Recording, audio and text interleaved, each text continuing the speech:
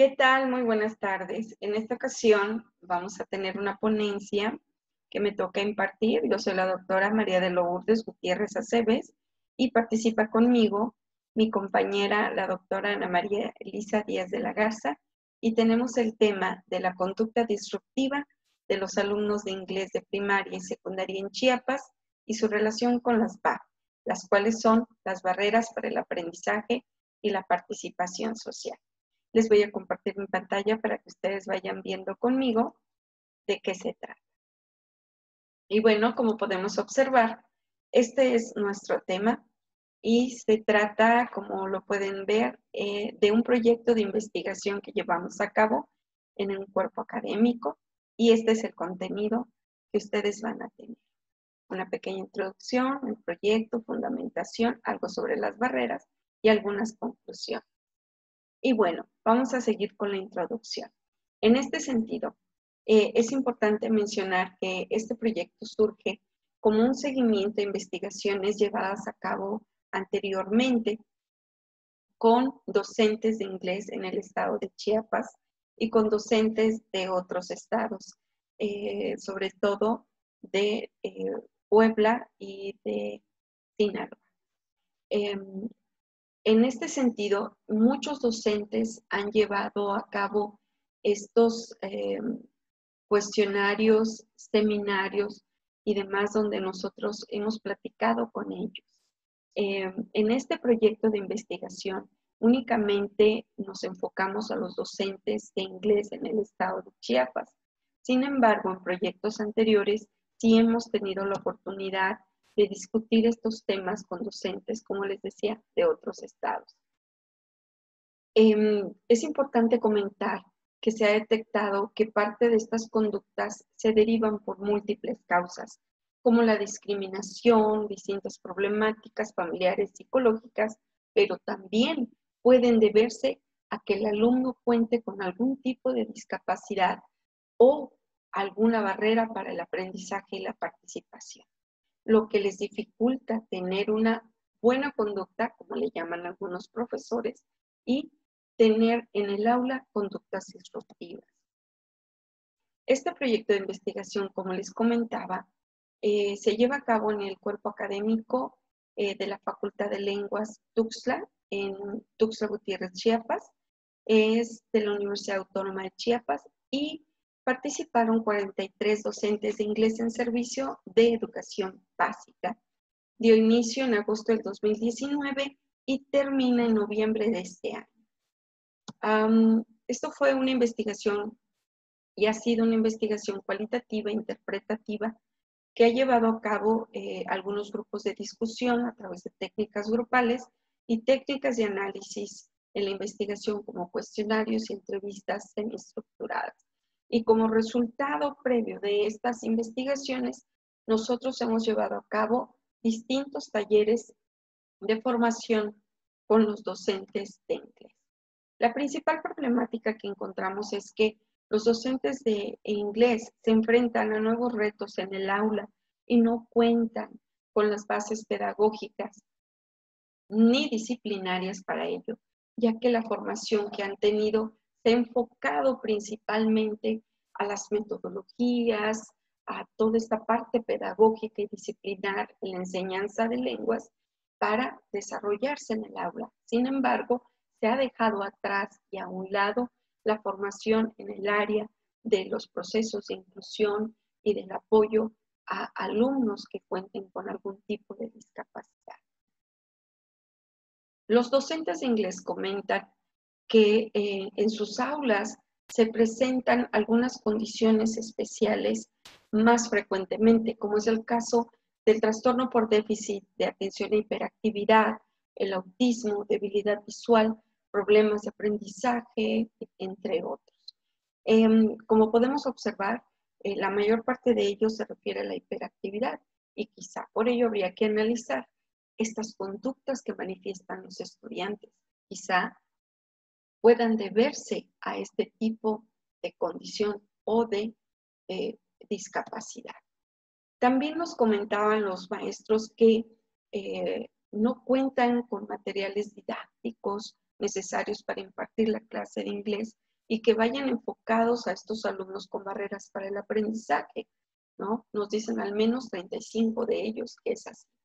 También un 50%, un 58% más bien, 58% nos comentan que aunque a veces tienen reuniones de academia, generalmente no comentan ni reflexionan este tipo de situaciones que se enfrentan en el aula, ni buscan soluciones para ello de manera colaborativa, ¿no?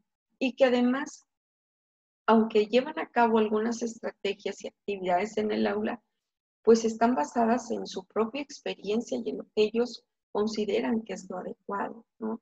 Y pues aquí pueden observar ustedes algunas de estas actividades. Si hablamos del marco de la legalidad, que ya es un hecho con las reformas educativas actuales, que los procesos de inclusión se tienen que llevar a cabo en las escuelas regulares, pues desafortunadamente 35 de estos docentes no las conocen, no saben cómo están fundamentadas y qué hacer al respecto. Sin embargo, un punto a favor es que aunque ellos no conocen bien este marco de la legalidad, no conocen bien cómo favorecer estos procesos de inclusión y cómo manejar estas conductas disruptivas, sí están a favor de la diversidad y la inclusión en el aula. Si observan, un 100% está de acuerdo. Sin embargo, no saben cómo hacerlo. Eso es lo que ellos dicen. Sí, sí queremos, sí queremos apoyar, estamos a favor, pero no sabemos cómo hacerlo. Y bien, hablando de la fundamentación de este estudio, podemos decir que se puede basar en algunos aspectos, como es el estudio de la conducta y de las barreras para el aprendizaje y la participación. Entonces, ¿qué es la conducta? Y nos dice que es la expresión de las particularidades de los sujetos, es decir, la manifestación de la personalidad, ¿sí? Porque hace referencia a factores visibles y externos de los individuos. Es, en otras palabras, lo que podemos observar de los individuos. Hay distintos factores que influyen en la conducta. Uno de ellos es el fin, pues la conducta adquiere un sentido y da lugar a una interpretación. No es lo mismo lo que yo quiero manifestar con una conducta que lo que la otra persona puede entender de ella. Cómo la interpreta puede ser muy diferente a lo que yo estoy pensando. También tenemos como otro factor a la motivación, que es lo que la moviliza. Y finalmente, y lo que nos mueve a nosotros es la causalidad. ¿Qué lo causa? ¿Cuáles son las causas por las cuales estos estudiantes están teniendo este tipo de conductas disruptivas en el aula? Y bueno, estamos hablando de conductas disruptivas, pero ¿qué son? ¿De qué se trata? Pues las conductas disruptivas son acciones perturbadoras o agresivas que rompen la disciplina y alteran la armonía del grupo, dificultando el proceso de enseñanza-aprendizaje y la atención en el aula. Es decir, todas aquellas conductas que no favorecen la armonía en el aula, en el salón de clases.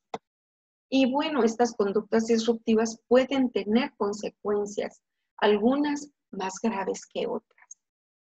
Y como podemos observar, una de ellas puede ser el aislamiento y el rechazo, no solo de los compañeros del grupo, sino de los mismos profesores, que a veces simplemente no quieren trabajar con ellos. Esto también puede provocar que se aumenten estas repeticiones, estas frecuencias de conductas disruptivas de los estudiantes y creándoles también problemas para aprender. Tenemos ahí algunos ejemplos de esas conductas disruptivas, desde desafiar a los profesores, buscar peleas con sus compañeros, molestarlos, ser desobedientes, dificultad para esperar, para seguir instrucciones, pero también para tomar turnos. Son aquellos que se levantan continuamente de sus asientos, los que olvidan los materiales, en fin, ¿no? Entonces, como les venía diciendo, es importantísimo conocer las causas justamente de esos comportamientos. ¿Por qué? ¿A qué se debe? Y una de esas posibles causas es la falta de conocimientos previos. Puede ser que el alumno no comprenda los temas, se frustre, se desespere y no sepa qué hacer. Entonces, pues bueno, empieza a manifestar estas conductas. Puede deberse también a un problema psicológico, desde baja autoestima hasta situaciones familiares como violencia en el hogar o quizá el divorcio o la separación de los padres. También puede tratarse como otra causa el conflicto que tengan con los profesores. Sería conveniente analizar nuestra propia conducta, nuestro propio comportamiento con estos estudiantes. Y finalmente, y como punto medular de esta ponencia, puede tratarse también como causa de estos comportamientos el que este alumno pueda tener algún tipo de discapacidad o de condición especial y enfrentarse a barreras para el aprendizaje y la participación. ¿Sí? Y cuando hablamos de discapacidad, sabemos que existen 4 tipos: la física, la sensorial, la cognitiva y la intelectual. Así que sería cuestión de observar si no tiene un diagnóstico para encauzarlo, encaminarlo con las personas correctas, los expertos, especialistas o el apoyo colaborativo de otros especialistas en el área. Y bien, hablábamos de las conductas disruptivas y cómo estas causas pueden deberse a algunas barreras para el aprendizaje y la participación. Y bueno, nos dicen aquí, basado en este autor, que las barreras son todos aquellos valores, actitudes, procesos, decisiones, normas y prácticas educativas que interactúan negativamente en las posibilidades de aprendizaje de los alumnos, en particular de aquellos más vulnerables.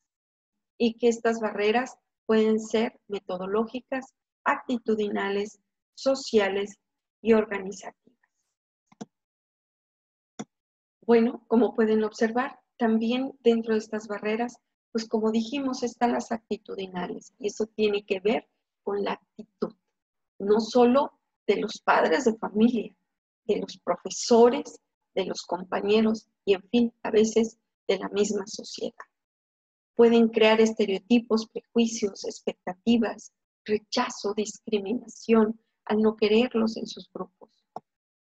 También se deben a barreras organizativas, aquellas que tienen que ver con la falta de coordinación entre las entidades, entre las etapas, las pocas posibilidades de intervención y la falta de un buen funcionamiento del consejo escolar, el cual puede servir de base para estas reuniones de academias donde los maestros puedan interactuar y buscar juntos soluciones a estas situaciones que enfrentan en el aula.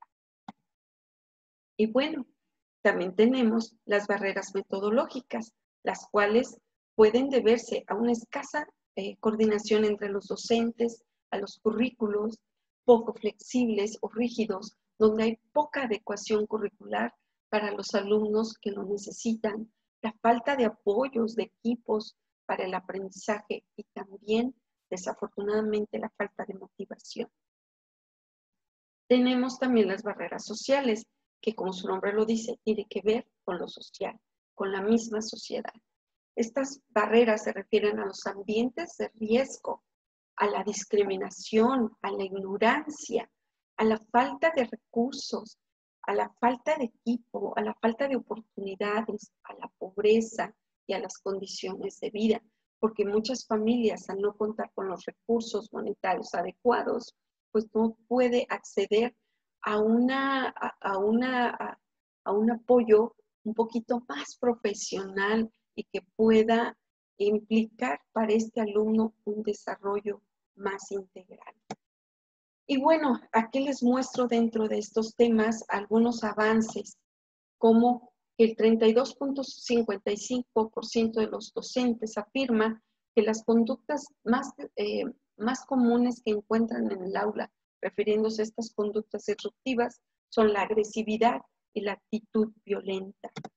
El 76% supone que estas conductas podrían estar relacionadas a un comportamiento del alumno que tenga que ver con alguna discapacidad o barrera para el aprendizaje y la participación. El 96% coincide en que una conducta disruptiva puede afectar la inclusión de estos alumnos en el aula, que es lo que estamos platicando justamente, que estas conductas pues les impiden integrarse correctamente al salón de clases, les impide ser incluidos como debería de ser, ¿no? Y bueno, como comentamos, el 100% de estos docentes está consciente de que aunque no conocen mucho del área, están a favor de la inclusión, pero también están conscientes de que necesitan prepararse, necesitan formarse, y no solo los docentes de inglés en servicio, sino también los estudiantes universitarios que estudian estas licenciaturas en enseñanza de lenguas y que no cuentan con las herramientas ni los conocimientos necesarios para impartir sus materias en el aula diversa, en el aula enfocada a la inclusión y que puede ayudar a evitar estas conductas disruptivas en su salón. Solamente el 36% de ellos conoce algunas estrategias para el manejo de estas conductas. Y hay que entender como parte de nuestras conclusiones que la conducta tiene un significado, tiene un mensaje, comunica un mensaje y tiene claramente una razón de ser, aunque no sea interpretada como ellos o como uno quisiera. Y finalmente, entre nuestras conclusiones, nosotros observamos de manera sistemática la conducta de nuestros estudiantes, se pueden identificar patrones y esto nos ayudaría a entender la función de estas conductas y poder buscar opciones de solución. Es importantísimo seguir apoyando a los docentes en su formación profesional en estas áreas. Es relevante, significativo, esencial que analicemos, observemos, reflexionemos y discutamos con más maestros respecto a estas situaciones para encontrar solución y que además podamos con todo esto ayudar a que nuestros alumnos puedan sentirse incluidos. Y termino con esta frase de Tagore que dice, el bosque sería muy triste si solo cantaran los pájaros que mejor lo hacen. Es importantísimo entender eso.